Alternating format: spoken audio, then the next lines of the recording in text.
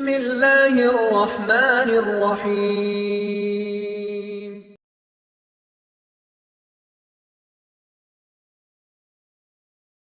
கண்ணியத்துக்குரியவர்களே, இன்று நம்முடைய மரணம் ஏற்பட்டால் நாம் எதை இந்த பூமியிலே விட்டு செல்லப் போகிறோம்?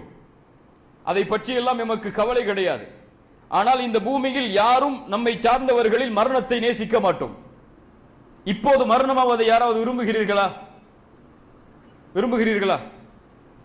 மலக்குல் மௌத்தை இப்போது உங்களுடைய கண்களால் பார்ப்பதை விரும்புகிறீர்களா? யாராவது விரும்புகிறோமா?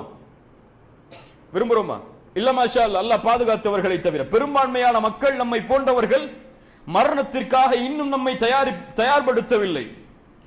சுலைமான் இப்னு அப்துல் மலிக் அபுல் ஹாசிம் என்று அழைக்கப்படக்கூடிய ஒரு அறிஞர்களில் ஒருவர், அவரிடத்திலே கேட்கப்படுகிறது, யா அபா ஹாசிம், நம்மில் யாரும் மரணத்தை நேசிப்பதில்லையே, எல்லோரும் மரணத்தை வெறுக்கிறோம், ஏன்? அபு ஹாசிம் ரஹிமஹுல்லா அவர்கள் சொன்னார்கள், ஏன் மரணத்தை வெறுக்கிறோம் தெரியுமா? நாம் நம்முடைய முதலீடுகள் எல்லாம், நம்முடைய இன்வெஸ்ட்மெண்ட், நம்முடைய முதலீடுகள் எல்லாம் இந்த பூமியில் தான். இந்த பூமியைத்தான் நாம் செழிப்பாக்கி வைத்திருக்கிறோம். மறுமையுடைய நம்முடைய நிலம் இன்னும் காலியாக இருக்கிறது. எதையும் நாம் முதலீடு செய்யவில்லை. இன்னும் ஒரு முதலீட்டை எதில் செய்தோமோ அதில் இருக்கத்தான் நாம் ஆசைப்படுவோம். எதில் முதலீடு செய்யவில்லையோ அதை நோக்கி நாம் பயணிக்க மாட்டோம். உண்மையா இல்லையா? மறுமையில் நமக்கு முதலீடு கிடையாது. மறுமைக்கான தயாரிப்புகள் நம்மிடத்திலே எதுவும் இல்லை. இந்த பூமிக்காக எல்லாவற்றையும் தயாரித்து வைத்திருக்கிறோம். எது நமக்கு தேவையோ, எது நமக்கு தேவை இல்லையோ எல்லாவற்றையும் நம்முடைய வீடுகளும் சுமந்திருக்கிறது, நம்முடைய வாழ்க்கையும் சுமந்திருக்கிறது. அல்லாஹ் ரப்புல் ஆலமீன் புரியக்கூடிய ஆற்றலை நமக்கு தருவானாக. இன்று மரணம் ஏற்பட்டால் எதை இந்த பூமியில் விட்டு செல்வோம்? இந்த இரண்டு கூட்டத்தில் ஒருவராகத்தான் இருக்க முடியும். அல்லாஹ்வுடைய தூதர் ஸல்லல்லாஹு அலைஹி வஸல்லம் ஒரு ஜனாஸா அவர்களை கடந்து செல்கிறது. அப்போது சொன்னார்கள், முஸ்தரீஹுன் வ முஸ்தராஹும் மின்ஹு. ஒன்று அவர் மகிழ்ச்சியோடு இருக்கிறார், அல்லது மக்கள் இவரை விட்டு மகிழ்ச்சியாகி விட்டார்கள். எப்படி மகிழ்ச்சியாக இவர் இருக்கிறார்? இப்போது இவர் செய்த நன்மைகள், அல்லாஹ்வுடைய அருளை நோக்கி அருளை எதிர்பார்த்து இவர் செய்த அமல்கள் எல்லாம் இவருக்கு கூலியாக கிடைக்க போகிற என்ற மகிழ்ச்சியில் இருப்பார். அல்லது இவர் செய்த பாவம், இவர் மக்களுக்கு செய்த கெடுதல், இதிலிருந்து மக்கள் இவர் சென்று விட்டாரே என்று மகிழ்ச்சி அடைவார்கள். இப்படித்தான் இந்த இரண்டு கூட்டத்தில் ஒருவராகத்தான் நாம் இருக்க முடியும். ஒன்று நாம் மகிழ்ச்சி அடைவோம் நாம் மரணம் அடைந்தால், அல்லது நம்மிலிருந்து மக்கள் மகிழ்ச்சி அடைவார்கள். இவன் வாழ்ந்தது நமக்கு பலன் உள்ளது கிடையாது, இவன் சென்று விட்டான் அல்ஹம்துலில்லாஹ் என்று கூட மக்களில் பலர் சொல்லும் அளவிற்குத்தான் நம்முடைய பலருடைய வாழ்க்கை இருக்கிறது. கண்ணியத்துக்குரியவர்களே, யாருக்கும் பலன் உள்ளவர்களாக வாழாமல் இருப்பது கூட தவறில்லை. ஆனால் யாருக்கும் தீமை தரக்கூடியவர்களாக வாழ்ந்து விடக்கூடாது. அதைத்தான் இந்த மார்க்கம் பல முறைகளில் நமக்கு எச்சரிக்கை செய்கிறது. நீ தொழலாம், நீ நோன்பு வைக்கலாம், நீ ஹஜ் செய்யலாம், நீ தஅவா செய்யலாம், எதை வேண்டுமானாலும் அல்லாஹ்வுடைய தீனுக்காக அர்ப்பணிக்கலாம். ஆனால் உன்னின் மூலமாக இந்த பூமியில் ஒரு படைப்பும் நோவினை செய்யப்படக்கூடாது. அப்படி நோவினை செய்யப்பட்டால் அல்லாஹ்வுடைய பார்வையில் உன் தொழுகை, உன் நோன்பு, உன் ஹஜ், உன் அமல்கள் எதுவும் மதிப்பில்லாததாக மாறிவிடும். ரசூலுல்லாஹி ஸல்லல்லாஹு அலைஹி வஸல்லம் அவர்களிடத்திலே கேட்கப்படுகிறது, அல்லாஹ்வுடைய தூதரே, ஒரு பெண்மணி உண்டு, அவளை நாங்கள் அறிந்திருக்கிறோம். அந்த பெண் இன்ன ஃபுலானா தகூமுல் லைல், இரவுடைய தொழுகையை தொழுகிறாள். பெண்கள் கேட்டுக்கொள்ளட்டும், இரவுடைய தொழுகையை தொழுகிறாள். வ தஸூமுன் நஹார், பகலெல்லாம் நோன்பு வைக்கிறாள். அவள் தான தர்மங்களை அளவின்றி கொடுத்து கொண்டே வருகிறாள். ஆனால் அந்த பெண் அண்டை வீட்டாருக்கு நாவால் தீவினை செய்கிறாள், நாவால் நோவினை செய்கிறாள். இந்த பெண் யார்? அல்லாஹ்வுடைய தூதர் ஸல்லல்லாஹு அலைஹி வஸல்லம் என்ன சொன்னார்கள் தெரியுமா? தொழுகிறாளே, நோன்பு வைக்கிறாளே, இரவெல்லாம் நின்று தொழுகிறாளே, இந்த பெண் சொர்க்க பெண் என்று சொன்னார்களா? லா கைர ஃபீஹா ஹிய மின் அஹ்லின் நார். அல்லாஹு அக்பர். இந்த பெண்ணிடத்திலே எந்த நன்மையும் இல்லை, இந்த பெண் நரகத்தை சார்ந்தவள். அல்லாஹ்வுடைய தூதரே, இன்னொரு பெண் இருக்கிறாள், கடமையான தொழுகையைத்தான் தொழுகிறாள், அவளால் முடிந்ததைத்தான் தான தர்மங்களாக கொடுக்கிறாள். ஆனால் இந்த பெண்ணால் உலகத்தில் யாரும் தீவினை நோவினை செய்யப்படுவதில்லை. இந்த பெண் யார்? அல்லாஹ்வுடைய தூதர் ஸல்லல்லாஹு அலைஹி வஸல்லம் சொன்னார்கள், ஹிய மின் அஹ்லில் ஜன்னஹ், இந்த பெண் சொர்க்கத்தை சார்ந்தவள். நம்முடைய புரிதல் என்ன? நாம் தொழுகிறோம், நாம் முஸ்லிம்கள், நாம் நோன்பு வைக்கிறோம், நாம் முஸ்லிம்கள், நாங்கள் ஹஜ் செய்கிறோம், நாங்கள் முஸ்லிம்கள். நாங்கள் தாடி வைத்திருக்கிறோம், அதனால் முஸ்லிம்கள். முஸ்லிம்களை போன்று தோற்றத்தை ஆக்கி இருக்கிறோம், அதனால் முஸ்லிம்கள். அல்லாஹ்வுடைய பாதையில், அல்லாஹ்வுடைய பார்வையில் இந்த வெளி தோற்றங்களும் இந்த அமல்களும் மதிப்பில்லாததாக மாறும். எம்மின் மூலமாக மக்கள் பலனடையவில்லை என்றால், நம்முடைய வாழ்க்கை பிறருக்கு பலனுள்ள வாழ்வாக அமையவில்லை என்றால், அல்லாஹ்வுடைய தூதர் ஸல்லல்லாஹு அலைஹி வஸல்லம் அதனால் தான் சொன்னார்கள், அஹப்புன் நாஸ் இலல்லாஹ் அன்ஃபஉஹும் லின்னாஸ். அல்லாஹ்விடத்திலேயே நேசத்துக்குரியவன் யாரிடத்தில்? அல்லாஹ்விடத்தில். எம்மை படைத்த ரப்பு ஒருவரை நேசித்தால் என்ன ஆகும்? அல்லாஹ்வுடைய தூதர் சொன்னார்கள், ஒரு அடியானை அல்லாஹ் நேசித்தால் ஜிப்ரீலை அழைப்பான். யா ஜிப்ரீல் இன்னல்லாஹ யுஹிப்பு ஃபுலானன், இந்த அடியானை நான் நேசிக்கிறேன், நீங்களும் நேசியுங்கள். ஜிப்ரீல் வானத்தில் உள்ளவர்களை அழைப்பார், வானத்தில் உள்ள மலக்குகளே அல்லாஹ் இவரை நேசிக்கிறான், ஜிப்ரீல் ஆகிய நானும் நேசிக்கிறேன், நீங்களும் நேசியுங்கள். வானத்தில் உள்ள அத்துணை மலக்குகளும் நேசிப்பார்கள். அதற்கு பிறகு பூமியில் உள்ள கட்டளைகள், பூமியில் உள்ள மனிதர்களுக்கு அந்த கட்டளை கொடுக்கப்படும். பூமியில் இறை நம்பிக்கை ஏற்றுக்கொண்ட எல்லோரும் அந்த அடியானை நேசிப்பார்கள். ஒரு முஃமினை முஃமின் நேசிப்பான், ஒரு முஃமினை முனாஃபிக் தான் வெறுப்பான். ஒரு முஃமினை ஒரு முஃமின் நேசித்தே தீருவான். ஒரு முஃமினின் மீது ஒருவன் வெறுப்பை வைத்திருக்கிறான் என்றால் அவன் தவறல்ல, இவனுடைய உள்ளத்தில் நிஃபாக் இருக்கிறது. கண்ணியத்துக்குரியவர்களே, அல்லாஹ்வுடைய தூதர் சொன்னார்கள், இப்படி அல்லாஹ்வுடைய நேசத்திற்கு உரித்தானவன் இந்த மனித படைப்பில் யார் தெரியுமா? மனிதர்களுக்கு பலனுள்ளவனாக வாழக்கூடியவன். அல்லாஹ்வுடைய தூதர் மேலும் சொன்னார்கள், அல்லாஹ்விடத்திலேயே விருப்பத்திற்குரிய அமல் என்னவென்றால் தன் சகோதரனுடைய உள்ளத்தில் மகிழ்ச்சியை ஏற்படுத்துதல். தன் சகோதரன் கவலையில் இருக்கும் பொழுது அவனுக்கு தட்டி கொடுத்து, கவலைப்படாது, இது கவலைப்பட வேண்டிய இடம் அல்ல, உன்னுடைய பாதை, உன்னுடைய பயணம் தூரமானது, அதை நோக்கி செல் என்று சொல்லப்படக்கூடிய வார்த்தையில் ஒரு சகோதரன் மகிழ்ச்சி அடைந்து விட்டால் அல்லாஹ்விடத்திலேயே அமல்களில் அதுதான் விருப்பமானது என்று ரசூலுல்லாஹி ஸல்லல்லாஹு அலைஹி வஸல்லம் சொன்னார்கள். அல்லாஹ்வுடைய தூதர் ஸல்லல்லாஹு அலைஹி வஸல்லம் சொன்னார்கள், ஒரு முஃமின் ஒரு மரத்திற்கு ஒப்பானவன், அந்த மரத்துடைய இலைகள் கீழே விழாது. என்ன மரம்? என்ன மரம்? பேரித்த மரம். ஏன் அல்லாஹ்வுடைய தூதர் அந்த பேரித்த மரத்தை உதாரணமாக ஆக்கினார்கள்? அதனுடைய எல்லா பகுதிகளும் பலனளிக்கக்கூடியது. அது தரக்கூடிய பலமும் அதில் உள்ளே உள்ள கொட்டை கூட பலனளிக்கக்கூடியது. பேரித்த மரத்தில் எதுவும் மீன் கிடையாது. இப்படி ஒரு முஃமினை அல்லாஹ்வுடைய தூதர் ஒரு மரத்திற்கு ஒப்பாக்கினார்கள் என்றால் என்ன அர்த்தம்? அவன் விடக்கூடிய மூச்சு காற்று முதற்கொண்டு, அவன் பார்க்கக்கூடிய பார்வை முதற்கொண்டு மக்களுக்கு பலனுள்ளதாகத்தான் இருக்கும், மக்களுக்கு தீங்களிக்கக்கூடியதாக ஒருபோதும் அமையாது. கண்ணியத்துக்குரியவர்களே, இந்த மனித சமூகம் எம்மின் மூலமாக என்ன பலனை எதிர்பார்க்கிறது? முதலில் ஒன்றை புரிந்து கொள்ள வேண்டும். இந்த தலைப்பிற்குள் நுழைவதற்கு முன்னால், அல்லாஹ்விற்கு நானோ நீங்களோ தேவை கிடையாது. இந்த மார்க்கத்தை பரப்புவதற்கோ, இந்த மார்க்கத்தை மக்கள் மத்தியிலே எடுத்துச் செல்வதற்கோ நானோ நீங்களோ அல்லாஹ்விற்கு தேவை கிடையாது.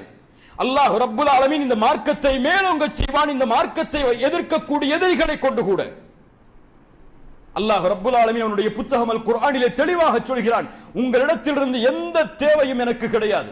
அல்லாஹ் கூறுகிறான், சூரா முஹம்மதுடைய 38வது வசனம், இவர்களை நீங்கள் அல்லாஹ்வுடைய பாதையில் செலவழிக்கும்படி நீங்கள் இப்போது அழைக்கிறீர்கள், அழைத்துக் கொண்டிருக்கிறீர்கள். அப்படி அல்லாஹ்வுடைய பாதையில் செலவழிக்கும்படி நீங்கள் அழைத்தால் அவர்கள் எப்படி நடந்து கொள்கிறார்கள்? அவர்களில் சிலர் கஞ்சத்தனம் காட்டுகிறார்கள். ஆனால் அவர்கள் கஞ்சத்தனம் காட்டுவதால் அல்லாஹ் ஏழையாகி விட்டாரா? அல்லாஹ்வுடைய பாதை செழிப்பாகாமல் விட்டு விட்டதா? கிடையாது. இவர்கள் கஞ்சத்தனம் காட்டுவது ஃபஇன்னமா யப்கலு அன் நஃப்ஸிஹ், அவனுக்குத்தான். அதனால் அவனுக்குத்தான் பலன் இல்லை, அதனால் அவனுக்குத்தான் கூலி இல்லை. வல்லாஹுல் கனி வ அன்துமுல் ஃபுகரா, அல்லாஹ் செல்வந்தன், நீங்கள் ஏழைகள். நீங்கள் எல்லோரும் ஏழைகள், அல்லாஹ் ஒருவன் தான் செல்வந்தன். வ இன் ததவல்லௌ யஸ்தப்தில் கௌமன் கைரக்கும் சும்ம லா யகூனு அம்சாலக்கும். அப்படி நீங்கள் இப்படிப்பட்ட வாழ்க்கையை மேற்கொண்டால், ஏதோ என் மூலமாகத்தான் சமூகம் பலனடைகிறது, என் மூலமாகத்தான் இந்த சமூகத்திற்கு ஒரு வெற்றி கிடைக்கிறது என்று மமதையில் பெருமையில் நீங்கள் மேற்கொண்டால் அல்லாஹ் உங்களை அழித்துவிட்டு வேறொருவரை கொண்டு வருவான். அவர்கள் உங்களை போன்று இருக்க மாட்டார்கள். அல்லாஹ்விற்கு யாரும் தேவை கிடையாது. நமக்குத்தான் தேவை, நமக்குத்தான் தேவை அல்லாஹ்வுடைய உதவி, நமக்குத்தான் தேவை அல்லாஹ்வுடைய வெற்றி, நமக்குத்தான் தேவை அல்லாஹ் கொடுக்கக்கூடிய கண்ணியம், நமக்குத்தான் தேவை அல்லாஹ் ரப்புல் ஆலமீனுடைய சிரமங்களை நீக்குவது. அல்லாஹ்விற்கு எந்த தேவையும் நம்மிடத்திலிருந்து கிடையாது. வானங்கள் பூமியில் உள்ள எல்லா படைப்புகளும் அவனை மறுத்தாலும் அவனுடைய ஆட்சியில் எதுவும் குறைய போவது கிடையாது. வானங்கள் பூமிகளில் உள்ள எல்லோரும் அவனை ஏற்றுக்கொண்டாலும் அவனுடைய ஆட்சியில் எதுவும் உயரப் போவது கிடையாது. அவன் எந்த கண்ணியத்தில் படைப்புகளை படைத்ததற்கு பிறகு இருக்கின்றானோ அதே கண்ணியத்தில் தான் படைப்புகளை படைப்பதற்கு முன்னாலும் அல்லாஹ் இருந்தான். கண்ணியத்துக்குரியவர்களே, இப்போது அல்லாஹ்விடத்திலிருந்து தேவையற்றவன், நாம் தான் அல்லாஹ்விடத்தில் தேவையுடையவர்கள் என்றால் அந்த அல்லாஹ்வின் உதவியாளர்களாக, அந்த அல்லாஹ்வின் வெற்றிக்குரியவர்களாக நாம் எப்படி மாறுவது? அல்லாஹ் ஒரு நியதியை வைத்திருக்கிறான். அல்லாஹ் ஒரு நியதியை வைத்திருக்கிறான். நான் உன்னிடத்திலிருந்து எதையும் எதிர்பார்க்கவில்லை. நான் கொடுக்கக்கூடிய செல்வத்தை கொண்டோ, நான் கொடுக்கக்கூடிய இந்த வாழ்வை கொண்டோ நீ எனக்காக எனக்கு பலன் உள்ளவனாக வாழ வேண்டும் என்பதை எதிர்பார்க்கவில்லை. நான் உன்னிடத்திலிருந்து எதிர்பார்ப்பதெல்லாம் உன் வாழ்க்கையை மற்றவர்களுக்கு பலன் உள்ளதாக மாற்று. இதுதான் எனக்கு செய்யக்கூடிய உதவி. இதுதான் நான் படைத்த படைப்புடைய உண்மையான நோக்கம். மனிதர்களாக உங்களை ஆக்கியது. அல்லாஹ் ரப்புல் ஆலமீன் நாளை மறுமையில் கேட்பான் என்று ரசூலுல்லாஹி ஸல்லல்லாஹு அலைஹி வஸல்லம் சொன்னார்கள். ஒருவனை அழைப்பான், நான் நோயாளியாக இருந்தேன், என்னை நலம் விசாரிக்க வந்தாயா? அவர் சொல்வான், யா அல்லாஹ், நீ வானம் பூமிகளை படைத்த ரப்புல் ஆலமீன், நீ நோயாளியாக இருந்து உன்னை நலம் விசாரிக்க வரவில்லையா? அப்போது சொல்லுவான், என் அடியானில் ஒருவன் நோயாளியாக இருந்தானே, அவனை நீ நலம் விசாரிக்க சென்றிருந்தால், அவனுக்கு உதவி இருந்தால் அங்கே என்னை பெற்றிருப்பாய். நான் உணவுக்காக உன்னிடத்திலே வந்தேன், ஏன் எனக்கு உணவை கொடுக்கவில்லை? அவன் சொல்லுவான், யா அல்லாஹ், நீ ரப், நீ இறைவன், நீ என்னிடத்திலே உணவுக்காக வந்தாயா? அல்லாஹ் சொல்லுவான், என் படைப்பில் ஒருவன் உணவை தேடி உன்னிடத்திலே வந்தானே, அவனுக்கு நீ உணவை கொடுத்து அவனுடைய பசியை ஆற்றி இருந்தால் அங்கே என்னை பெற்றிருப்பாய். தாகத்திலே வந்த ஒருவனுக்கு தண்ணீரை கொடுத்து அவனுடைய தாகத்தை தணித்திருந்தால் அங்கே என்னை பெற்றிருப்பாய். எங்க அல்லாஹ் கனெக்ஷன் ஏற்படுத்துறான். அவர்களுக்கு செய்யக்கூடிய உதவியை அல்லாஹ் தனக்கு செய்யக்கூடிய உதவியாக கருதுகிறான். ஒரு ஹதீஸை கவனியுங்கள், ரொம்ப அழகான ஹதீஸ். ஒரு மனிதன் தாகத்திலே வருகிறான், கிணற்றிலே இறங்கி தண்ணீரை கொடுக்கிறான். ரசூலுல்லாஹி ஸல்லல்லாஹு அலைஹி வஸல்லம் சொல்கிறார்கள், அதனால் அவனுடைய தாகம் தடுகிறது. மீண்டும் கிணற்றிலிருந்து ஏறி வெளியே வருகிறான். வெளியே பார்த்தால் ஒரு நாய் அங்கே இருக்கக்கூடிய தண்ணீரும் மண்ணும் கலந்த அந்த மண்ணை தன்னுடைய நாவால் தேய்த்து கொண்டிருக்கிறது. அதை பார்த்து அந்த மனிதன் சொல்லுகிறான், ஃபகால الرجل لقد بلغ هذا الكلب من العطش مثل الذي كان بلغ مني.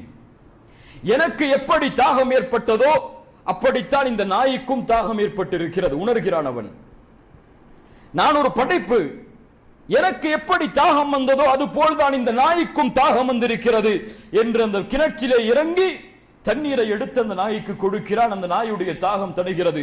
அல்லாஹ்வுடைய தூதர் ஸல்லல்லாஹு அலைஹி வஸல்லம் சொன்னார்கள், அல்லாஹ் அவனை மன்னித்தான். ஃபஷக்கர அல்லாஹு லஹு, அதனால் அல்லாஹ் அவருக்கு நன்றி செலுத்தினான். சுப்ஹானல்லாஹ். ஒரு நாயின் தாகத்தை தணித்ததற்கு ஏன் அல்லாஹ் நன்றி செலுத்த வேண்டும்? ரசூலுல்லாஹி ஸல்லல்லாஹு அலைஹி வஸல்லம் மேலும் சொன்னார்கள், ஒரு மனிதனை நான் சொர்க்கத்திலே பார்த்தேன். அவன் சொர்க்கத்திலே உலா வந்து கொண்டிருந்தான். அவன் செய்த அமல் என்ன தெரியுமா? ஒரு பாதையில் மக்களுக்கு இடையூறு தரக்கூடிய ஒரு மரத்தை வெட்டி தூக்கி எறிந்தான். ரசூலுல்லாஹி ஸல்லல்லாஹு அலைஹி வஸல்லம் சொன்னார்கள், ஒரு மனிதனை பார்த்தேன். அந்த ஒரு மனிதன் பாதையில் சென்று கொண்டிருக்கும் பொழுது மக்களுக்கு இடையூறு தரக்கூடிய ஒரு முள்ளை அகற்றினான். அதனால் அல்லாஹ் அவனை மன்னித்தான். அல்லாஹ் அவருக்கு நன்றி செலுத்தினான். சுப்ஹானல்லாஹ். அல்லாஹ் எங்கே அதை ஏற்படுத்த விரும்புகிறான்? நீ படைப்புகளுக்கு செய்யக்கூடிய உதவி எனக்கு செய்யக்கூடிய உதவி, நீ படைப்புகளுக்கு கொடுக்கக்கூடிய முக்கியத்துவம் எனக்கு கொடுக்கக்கூடிய முக்கியத்துவம். அல்லாஹ் ரப்புல் ஆலமீன் அதைத்தான் இந்த தீன் முழுக்க ஆக்கி இருக்கிறான். இந்த தீனுடைய அழகு என்ன தெரியுமா? இன்னொரு உங்களிடத்திலே வந்து இந்த இஸ்லாமை பற்றி சொல்லுங்கள் என்று கேட்டால் என்ன சொல்லுவீர்கள்? லா இலாஹ இல்லல்லாஹ் முஹம்மது ரசூலுல்லாஹ், இங்கே சிலைகளை வணங்கக்கூடாது, இதெல்லாம் கடமைகள், சட்டங்கள், முறைகள், இதான் நமக்கு தெரியும். இஸ்லாமை பற்றி அழைக்க வேண்டும் என்றால் நமக்கு தெரிந்ததெல்லாம் என்ன? இதுதான். ஆனால் இதை தாண்டி ஒரு மிகப்பெரிய பகுதி இந்த மார்க்கத்திலே புதைந்திருக்கிறது. அதன் அழகை இன்னும் பலர் உணரவில்லை. அதை உணர்ந்தால் இந்த வாழ்வின் முறையை பின்பற்றுவது மிக எளிதாக மிக இன்பமானதாக மாறிவிடும். அல்லாஹ் அதை புரியக்கூடிய ஆற்றலை தருவானாக. ஜஅஃபர் இப்னு அபி தாலிப் ரசூலுல்லாஹி ஸல்லல்லாஹு அலைஹி வஸல்லம் உடைய குடும்பத்தார். நஜாசி அரசர் அபிசீனியாவுக்கு ஹிஜ்ரத் செய்கிறார்கள் நபித்தோழர்கள். நஜாசி அரசரை சந்திக்கிறார். பெரும் நபித்தோழர்கள் எல்லாம் அங்கே ஒன்று கூடி இருக்கிறார்கள். நஜாசி அரசர் இஸ்லாமை பற்றி கேட்கிறார், நீங்கள் யார்? அவரிடத்தில் இஸ்லாமை பற்றி சொல்லுவதற்கு பெரும் நபித்தோழர்கள் இருந்தாலும் அந்த நபித்தோழர்கள் தேர்ந்தெடுத்தது 22 வயது வாலிபரான ஜஅஃபர் இப்னு அபி தாலிப். ஜஅஃபரை அனுப்புகிறார்கள். யா ஜஅஃபர், நீ முன்னால் செல், இஸ்லாமை பற்றி நஜாசி மன்னனுக்கு கூறு. அவர் அந்த பேசிய அந்த உரை ஒரு 30 செகண்ட்ல அதை அடக்கிடலாம், அவ்வளவுதான்.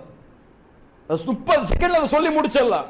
ஆனா ஒட்டுமொத்த இஸ்லாமின் அழகையும் அந்த ஒரு உரையில் சுருக்கிறார். என்ன உரை தெரியுமா?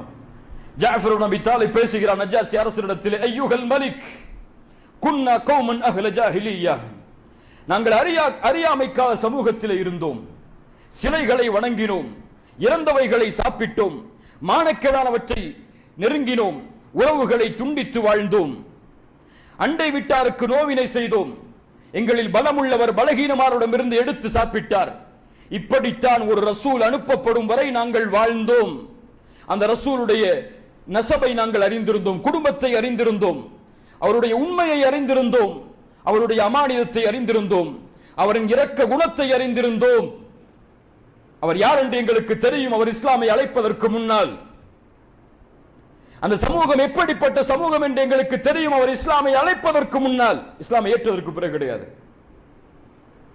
ஆனால் இப்படி நாங்கள் வாழ்ந்தோம் ஐயாமுல் ஜாஹிலியா என்ற காலத்தில் சொன்னார்களே, அதை இன்று இஸ்லாமை ஏற்றதற்கு பிறகு ஒரு சமூகம் வாழ்ந்து கொண்டிருக்கிறது. அல்லாஹ் புரிந்து கொள்ளக்கூடிய பாக்கியத்தை தருவானாக. ஒரு ரசூல் அனுப்பப்படும் வரை நாங்கள் அப்படித்தான் இருந்தோம். அவர் யார் என்பதை அறிந்திருந்தோம். அவர் தௌஹீதின் பக்கம் எங்களை அழைத்தார். நாங்கள் வணங்கக்கூடிய இந்த தெய்வங்களை புறக்கணிக்கும்படியும் இவற்றையெல்லாம் படைத்தவன் அல்லாஹ் என்று எங்களுக்கு எடுத்துச் சொன்னார். உண்மையை பேசும்படி கூறினார், அமானிதங்களை நிறைவேற்றும்படி கூறினார், உறவுகளை சேர்த்து வாழும்படி கூறினார், அண்டை விட்டாரிடத்தே நல்ல முறையில் நடந்து கொள்ள வேண்டும் என்று சொன்னார். இறைவன் தடுத்த இரத்தங்களை ஓட்டக்கூடிய காரியங்களை விட்டு விலக வேண்டும் என்று எங்களுக்கு கூறினார். மானக்கேடான அவற்றின் பக்கம் நெருங்கக்கூடாது என்றும், பொய் சாட்சி கூறக்கூடாது என்றும், எத்தீம்களுடைய சொத்துக்களை சூறையாடக்கூடாது என்றும், கற்புள்ள பெண்கள் மீது பழி சொல்லக்கூடாது என்றும் எங்களுக்கு ஏவினார். அவர் ஏவியதின்படி நாங்கள் அல்லாஹ்வை வணங்க ஆரம்பித்தோம். அல்லாஹ்வை தவிர மற்ற தெய்வங்களை புறக்கணித்தோம்.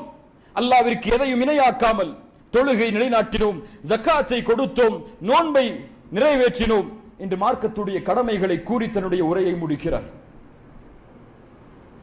அவர் சொன்னது என்ன இந்த தீன்ல? அந்த அவருடைய உரையில ரசூல் எங்களுக்கு ஏவியது லா இலாஹ இல்லல்லாஹ்வை மட்டுமல்ல. அது மதீனாவுடைய வாழ்க்கைக்கு பிறகல்ல நடந்தது, மக்காவுடைய வாழ்க்கையில் நடக்கிறது. முதல் போதனை, எடுத்து வைக்கக்கூடிய போதனை, அதில் அல்லாஹ்வுடைய தூதர் உள்ளடக்கிய அம்சங்கள் லா இலாஹ இல்லல்லாஹ் மட்டுமல்ல, தொழுகை மட்டுமல்ல, நோன்பு மட்டுமல்ல, அண்டை விட்டாருக்கு நல்ல முறையில் நடப்பது, உறவுகளை சேர்த்து வாழ்வது. கண்ணியத்துக்குரியவர்களை, நம்முடைய சமூகம் இந்த பாதையை விட்டு விலகி இருக்கிறது. இந்த மார்க்கத்துடைய அழகை இன்னும் நாம் புரியவில்லை. இஹ்சான் எல்லா உரைகளிலும் அடிக்கடி வலியுறுத்தி வருவது, இந்த மார்க்கத்திலே ஒரு மிகப்பெரிய அழகு புதைந்திருக்கிறது. இதை மார்க்கத்தை படிப்பவர்களால் அறிய முடியும். அல் இஹ்சான் என்றால், சுருக்கமாக உங்களிடத்திலே கூற வேண்டும் என்றால், ஒரு நீண்ட ஒரு சப்ஜெக்ட் இது. இந்த நேரத்தில் சொல்லி முடிக்க முடியாது. ஒரு சுருக்கமா சொல்ற, இஹ்சான் என்றால் இறைவன் உங்களோடு எப்படி நடந்து கொள்ள வேண்டும் என்று நீங்கள் விரும்புகிறீர்களோ அப்படி நீங்கள் மக்களிடத்தில் நடந்து கொள்ளுங்கள். இதைத்தான் இந்த மார்க்கம் சொல்லுகிறது. தொழுகை, நோன்பு, ஹஜ் மட்டும் என்னுடைய கடமை அல்ல, இதை செய்தால் மட்டும் ஒருவன் சொர்க்கம் சென்று விடுவான் என்று கிடையாது, முடியாது. அல்லாஹ் இதை எம்மிடத்திலிருந்து எதிர்பார்க்கவில்லை. இது கடமை, நீ செஞ்சுதான் ஆக வேண்டும். தொழுவதை அல்லாஹ் எதிர்பார்க்கிறான் கிடையாது, நீ தொழுதுதான் ஆக வேண்டும். ரசூலுல்லாஹி ஸல்லல்லாஹு அலைஹி வஸல்லம் உடைய ஹதீஸை கவனியுங்கள். யார் ஒரு சகோதரனின் சிரமத்தில் பங்கு கொள்கிறானோ அல்லாஹ் அவனுடைய சிரமத்தை நீக்குகிறான். யார் ஒரு சகோதரனுக்கு உதவி செய்கிறானோ அல்லாஹ் அவனுக்கு உதவி செய்கிறான். இர்ஹமு மன் ஃபில் அர்த் யர்ஹமுக்கும் மன் ஃபிஸ் ஸமா. பூமியில் உள்ளவர்களுக்கு இரக்கம் காட்டுங்கள், வானத்தில் உள்ள அல்லாஹ் உங்கள் மீது இரக்கம் காட்டுவான். நீங்கள் கொடுங்கள், அல்லாஹ் உங்களுக்கு கொடுப்பான். ஒரு முஸ்லிமின் குறையை மறையுங்கள், அல்லாஹ் உங்களுடைய குறையை மறைப்பான். நீங்கள் பிறருடைய பாவங்களை மன்னியுங்கள், அல்லாஹ் மன்னிப்பான். எதை சொல்லுகிறது? உங்களோடு இப்படி அல்லாஹ் நடந்து கொள்ள வேண்டும் என்று நீங்கள் விரும்பினால் நீங்கள் இப்படி சக படைப்புகளோடு நடந்து கொள்ளுங்கள். அல்லாஹ் உங்களுடைய வாழ்வை செழிப்பாக்குவான். உங்களால் ஒருவருடைய சிரமம் நீங்கினால் அல்லாஹ் உங்களுடைய சிரமத்தை நீக்கியே தீருவான். ரசூலுல்லாஹ்வுடைய வாக்கு. நீங்கள் ஒருவருடைய கண்ணியத்தை பாதுகாத்தால் இழிவு வரக்கூடிய நேரத்தில் அல்லாஹ் உங்களுடைய கண்ணியத்தை பாதுகாப்பான். நீங்கள் ஒருவருடைய குறையை மறைத்தால் அல்லாஹ் உங்களுடைய குறையை மறைப்பான். நீங்கள் ஒரு ஏழைக்கு கஷ்டத்திலே உதவினால் உங்களுடைய கஷ்டத்தில் உங்களுடைய வீட்டின் வாசலில் அல்லாஹ் உங்களுடைய கஷ்டத்தை நீக்குவதற்குரிய வழியை கொண்டு வருவான். எதுவுமே செய்யல, அல்லாஹ் எனக்கு செய்யணும்னா முடியாது. எதுவுமே நடக்கல, எனக்கு மட்டும் ஏன் பாதிப்பு வருதுன்னா முடியல, உன் மேல தவறு இருக்கு. அல்லாஹ் ரப்புல் ஆலமீன் இந்த இஹ்சானை இந்த மார்க்கம் முழுவதும் அல்லாஹ் ஆக்கி இருக்கிறான். ரசூலுல்லாஹ் சொன்னார்கள், இன்னல்லாஹ கதபல் இஹ்சான அலா குல்லி ஷை. இஹ்சானை அல்லாஹ் எல்லா இடத்திலும் ஆக்கி இருக்கிறான். எப்படி தெரியுமா? ரசூலுல்லாஹ் சொன்னார்கள், நீங்கள் ஒன்றை அறுத்தால், ஒரு விலங்கை அறுத்தால் அழகிய முறையில் அதை அருங்கள். அதற்கான கத்தியை நீங்கள் கூர்மையாக்கிக் கொள்ளுங்கள். அந்த கத்தியை கூர்மையாக்குவது அந்த விலங்கினத்திற்கு இன்பத்தை தரும். அதன் மூலமாக அது எளிதான முறையில் இந்த உலகத்தை விட்டு பிரியும். உங்களுடைய கத்தியின் கூர்மை இல்லாதது ஒரு விலங்கினத்தை நோவினை செய்வதை கூட அல்லாஹ்வுடைய மார்க்கம் அனுமதிக்கவில்லை. அல்லாஹ்வுடைய மார்க்கம் ஒரு விலங்கினத்தை அறுக்கும் பொழுது கூட அதற்கு துன்பம் தரக்கூடாது என்று சொன்னால் நீங்கள் சக படைப்புகளுக்கு துன்பம் கொடுப்பீர்களா? உங்களுடைய மார்க்கத்தை ஏற்றுக்கொள்ளாததால் அவர்களை நீங்கள் இந்த பூமியை விட்டு அகற்றுவதற்கு வழிகளை ஏற்படுத்துவீர்களா? முடியாது. அப்படி பார்க்க முடியாது. அல்லாஹ்வுடைய ரசூல் ஸல்லல்லாஹு அலைஹி வஸல்லம் இஹ்சானை பல இடங்களில் சொன்னார்கள். இந்த மார்க்கத்தில் ஒரு அழகு இருக்கிறது, இது ஒரு வித்தியாசமானது. ரசூலுல்லாஹ் இடத்தில் ஒரு மனிதர் வந்து கேட்டார், அல்லாஹ்வுடைய தூதரே, என் தாய் தந்தை மரணமானதற்கு பிறகு அவர்களுக்கு செய்யக்கூடிய நன்மை என்று ஏதாவது இருக்கிறதா? பலருக்கு பலனுள்ளதாக இருக்கும் இந்த செய்தி. அவர்கள் உயிரோடு இல்லை, அவர்களுக்கு ஏதாவது நன்மை செய்ய முடியுமா? ரசூலுல்லாஹி ஸல்லல்லாஹு அலைஹி வஸல்லம் சொன்னார்கள், அவர்களுக்காக துஆ செய்யுங்கள், அவர்களுக்காக மன்னிப்பை தேடுங்கள், அவர்கள் ஏதாவது வாக்குறுதி கொடுத்திருந்தால் அதை நிறைவேற்றுங்கள், அவர்கள் சேர்த்து வாழ்ந்த உறவுகளை சேர்த்து வாழுங்கள், மேலும் இக்ராமு சதீகிஹிமா, அவர்களுடைய நண்பர்களுக்கு கண்ணியத்தை கொடுங்கள். சுப்ஹானல்லாஹ். யாருடைய நண்பர்களுக்கு? உங்களுடைய பெற்றோர்களின் நண்பர்களுக்கு கண்ணியத்தை கொடுங்கள். இப்படி போதனையில் வளர்க்கப்பட்ட சமூகம் இன்று தன்னுடைய சொந்த தாய் தந்தைக்கு கண்ணியம் கொடுப்பதில்லை. முஸ்லிம் சமூகத்தில் முதியோர் இல்லங்கள் ஏற்படுவது கேவலம். அது ஒரு பெரிய கண்ணியமான பதவி அல்ல. ஒருவன் தாய் தந்தையை முதியோர் இல்லத்தில் வைத்து வளர்க்கிறான் என்றால் அவன் இந்த சமூகத்தில் இருந்து அகற்றப்படக்கூடிய வைரஸ் அவன். எத்துணை நாவுகள் நம்முடைய தாயை வேதனைப்படுத்துகிறது, எத்துணை நாவுகள் நம்முடைய தந்தையை வேதனைப்படுத்துகிறது. வாலிபர்களை அல்லாஹ்வை அஞ்சிக் கொள்ளுங்கள், வாலிப பெண்களை அல்லாஹ்வை அஞ்சிக் கொள்ளுங்கள். உங்களுடைய தாய் தந்தை நோவினை அடைந்தால் அல்லாஹ் உங்கள் மீது கோபப்படாமல் இருப்பதில்லை. நீங்கள் தொழுகின்ற தொழுகையோ, நீங்கள் வைக்கின்ற நோன்புகளோ, உங்களுடைய ஹஜ்ஜுகளோ, உங்கள் தாய் தந்தை உங்களுக்கு எதிராக துஆ செய்து விட்டால் முடிந்து போதும். அப்படி சொல்லக்கூடிய மார்க்கம். அல்லாஹ் ரப்பல் ஆலமீன் இஹ்சானை பல இடங்களில் பேசுகிறான். அல்லதீன யுன்ஃபிகூன ஃபிஸ் ஸர்ராஇ வத்-தர்ரா. முஹ்சின்கள் யார்? இஹ்சானை தன்மை உடையவர்கள் யார்? கொஞ்சம் கொஞ்சமா தொட்டுட்டு போறவங்கள்ட்ட எல்லாத்தையும் சொல்லல, எல்லாத்தையும் விவரமா பேச முடியாது. அல்லதீன யுன்ஃபிகூன ஃபிஸ் ஸர்ராஇ வத்-தர்ரா. முஹ்சின்கள் யார் தெரியுமா? அவர்கள் இன்பமான நேரத்திலும் அவர்களுக்கே இல்லை என்று வரக்கூடிய கடினமான நேரத்திலும் அல்லாஹ்வுடைய பாதையில் செலவு செய்வான். அல்லாஹ்வுடைய பாதையில் செலவு செய்வான் சொன்னா பேங்க் அக்கவுண்ட்ல போட மாட்டான். அல்லாஹ்வுடைய பாதைன்னு ஒரு இடத்துல போய் போட்டுற மாட்டான். அவனுடைய செல்வம் பிறருக்கு பலனுள்ளதாக இருக்கும். டொனேஷன் யார்கிட்ட போய் கேட்போம்? யார் இந்த சமூகத்தில் வெல்த்தியா இருக்காங்களோ அவங்கள்ட்ட போய் கேட்போம், டொனேஷன் கொடுங்க, இப்படி பணி செய்ய வேண்டியிருக்கு, ஒரு ஆளை படிக்க வைக்க வேண்டியிருக்கு, ஒரு ஆளுக்கு மருத்துவ செலவு இருக்குன்னு சொல்லி. ஆனா அல்லாஹ் என்ன தெரியுமா எதிர்பார்க்கிறா? செல்வந்தவர்கள் மட்டும் இந்த மார்க்கத்தில் செல்வத்தை கொடுத்து ஏழைகளின் செல்வத்தை நீக்கக்கூடாது. செல்வந்தவர்களோடு சேர்ந்து தங்களிடத்தில் எதுவும் இல்லை என்றாலும் தங்களுக்கு இருப்பதை கொடுத்தாவது பிறரின் சிரமத்தை நீக்க வேண்டும். இப்படி வளர்க்கப்பட்ட மார்க்கம் இஸ்லாம். இப்படி இந்த உலகத்திற்கு வாழ்ந்து காட்டிய மக்கள் நாம். ரசூலுல்லாஹி ஸல்லல்லாஹு அலைஹி வஸல்லம் இடத்திலே ஒரு தோழர் வருகிறார், விருந்தாளியாக. ரசூலுல்லாஹ் அந்த தோழரை ஒரு அன்சாரி தோழருடைய வீட்டுக்கு விருந்துக்காக அனுப்பி வைக்கிறார்கள். நீங்கள் இவரை சென்று கண்ணியப்படுத்துங்கள், என்னிடத்திலே உணவில்லை. அவங்க போறாங்க. அன்சாரி தோழர் தன்னுடைய மனைவிட்ட சொல்றாங்க, மனைவியே, அல்லாஹ்வின் தூதருடைய விருந்தாளி, கண்ணியப்படுத்துங்கள். சொன்னாங்க, நம்முடைய வீட்டில் குழந்தைக்குள்ள சாப்பாட்டை தவிர எதுவுமே இல்லை கணவரே, எதுவுமே இல்லை நம்முடைய வீட்டில். அப்போது சொன்னார்கள், அப்படியா, நமக்கு குழந்தைக்குள்ள உணவு மட்டும்தான் இருக்கிறதா? பரவாயில்லை, குழந்தைகளை உறங்க வையுங்கள், விளக்கை அணைத்து விடுவோம், எமக்கு எதுவும் இல்லை என்றாலும் அவர் பசியாறி செல்லட்டும், அவர் பசியாறி செல்லட்டும். ஒரு ஏழை குடிசையில் இருளில் நடக்கக்கூடிய ஒரு நிகழ்வு ரசூலுல்லாஹ்வுக்கு கூட தெரியாது. இவங்க வந்து ரசூலுல்லாஹ்ட்ட, யா ரசூலுல்லாஹ், இப்படி ஒரு ஆளுக்கு சாப்பாடு போட்டு நாங்க பசியா இருந்தோம்னு சொல்லல. மறுநாள் காலையில் அல்லாஹ்வுடைய தூதர் ஸல்லல்லாஹு அலைஹி வஸல்லம் அந்த நபி தோழரை அழைத்தார்கள். இப்படி ஒரு ஏழை உன்னுடைய வீட்டிற்கு விருந்தாளியாக வந்த பொழுது நீ பசியோடு இருந்து அவர்களுக்கு உணவளித்தாயா? ஆம் அல்லாஹ்வுடைய தூதரை, அப்படி நாங்கள் செய்தோம். அல்லாஹ் உங்களை குறித்து குர்ஆனிலே ஒரு வசனத்தை இறக்கி இருக்கிறான், வயுதிரூன அலா அன்ஃபுஸிஹிம் வலவ் கான பிஹிம் ஹஸாஸா.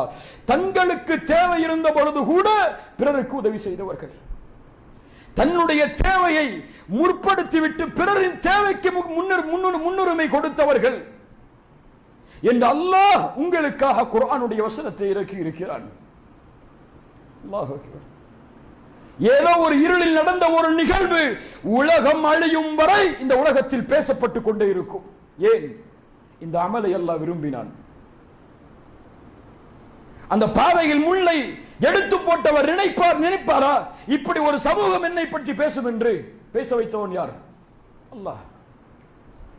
உங்கள் மூலமாக பலனுள்ள சமூகம் உருவானால் உலகம் அழியும் வரை உங்களுடைய பலனை அல்லாஹ் நிலைக்க செய்வான். அதை உணர்ந்து கொள்வோம்.